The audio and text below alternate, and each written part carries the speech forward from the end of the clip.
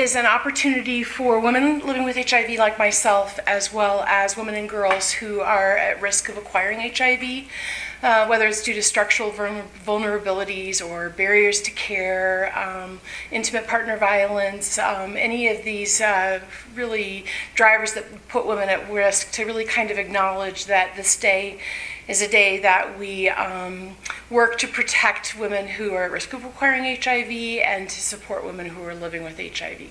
This is our 8th annual If I Were HIV Positive, I'd Still Be Me campaign. It started as an anti-stigma campaign. We wanted to not just have a day of awareness, but we wanted to have an opportunity to acknowledge that there are women living with HIV in Colorado, like myself, who often are invisible, who feel looked over when it comes to policy priorities, funding, just about anything. And so we used this day to walk around Colorado in our very pink shirts they used to have sparkly letters on it as well, to try and get people's attention, to try and open conversations about HIV and about living with HIV.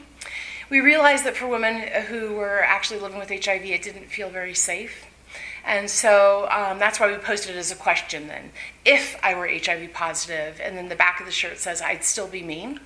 And that's the most powerful part of the campaign, is that we talk about what our lives are like and what we're able to do even with HIV, and even if we were women who were not living with HIV, really how we're just so similar.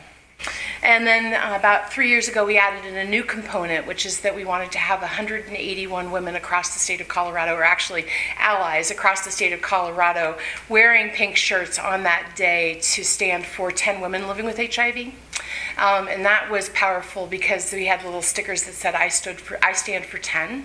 Mm-hmm. And so 181 people standing for 10 women living with HIV in Colorado represented the approximately 1,800 women who are living with HIV in our state, some who know their status and some who don't know their status, but oftentimes are invisible and ignored.